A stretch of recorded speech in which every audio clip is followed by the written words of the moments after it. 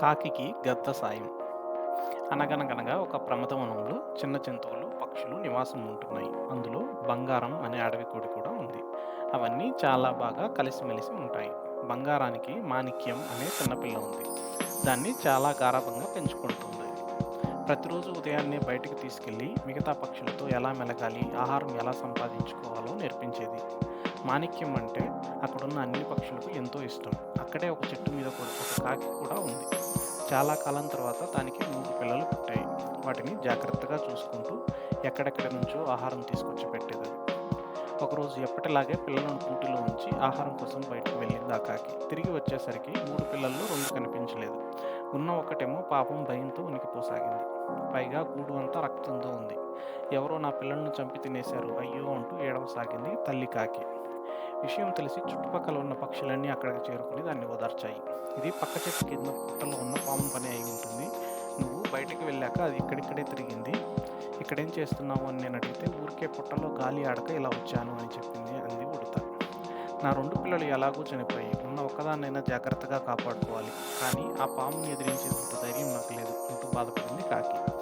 అప్పుడే బయట నుంచి వచ్చిన గోరు వంక ఏం జరిగింది? అంతా ఎందుకలా ఉన్నారు అని అడిగింది. దానికి విషయమంతా వివరించాయి పక్షులు. అది కాకి పిల్లలనే కాదు, రేపు మన పిల్లలను కూడా చంపే ప్రమాదం ఉంది. ఆ పాముని ఎదిరించాలంటే ఒకటే ఉపాయం ఉంది. ఇక్కడికి దగ్గరలో దిరిసన చెట్టు మీద భైరవి అనే ఒక కథ ఉంది. అది ఓ పట్టాన సహాయం చేయదు. కానీ మనకు అది సహాయం చేయగలిగిన వాళ్ళు అది తప్ప ఎవరూ లేరు. దాన్ని ఒప్పించగలిగితే ఈ పాము పీడ తొలగినట్లే అందా ఉడత. అయితే రేపు ఉదయాన్నే నేను వెళ్ళి ఆ గద్దను కలిసి సహాయం చేయమని అడిగి వస్తాను అంది కాకి. అన్నట్లుగానే ఉదయాన్నే బయలుదేరి ఆ గద్ద దగ్గరకు వెళ్ళింది కాకి. అప్పుడే నిద్ర లేచిన గద్ద, ఎవరు నువ్వు? ఇంత పొద్దునే నా దగ్గరికి ఎందుకు వచ్చావు అని ప్రశ్నించింది. మీ సహాయం కోరి వచ్చాను. ప్రస్తుతం మీరు తప్ప నాకు మరో దిక్కు లేదు అని దీనంగా అంది కాకి. నాకు వేరే పనేం లేదనుకుంటున్నావా నీకు సాయం చేయడానికి? పో అని కసురుకుందా గద్ద. అయినా అక్కడే ఉండి నా బిడ్డను కాపాడండి అంటూ వేడుకుంది. అసలేంటి నీ గోల, వివరంగా చెప్పు అని అడిగింది ఆ గద్ద. అప్పుడు కాకి విషయమంతా వివరించగానే, సరే నేను సాయం చేస్తాను, కానీ నాకేంటి లాభం అన్నది. మీకు ఏం కావాలో అడగండి అంది కాకి. మీరుండే చెట్టు దగ్గర బంగారం అనే కోడి ఉంది కదా, దాని బిడ్డ మాణిక్యాన్ని నాకు తినాలని ఎప్పటి నుండో ఆశ. నేను ఆ పాము సంగతి చూస్తాను, నువ్వు మాణిక్యాన్ని నా దగ్గరే తీసుకురా అంది గద్ద. ఒక్కసారిగా ఆశ్చర్యపోయిన కాకి, క్షమించండి, నా బిడ్డ కోసం ఇంకో తల్లికి అన్యాయం చేయలేను. పైగా మాణిక్యం రోజు మా అందరి మధ్య తిరిగే చిన్నపిల్ల.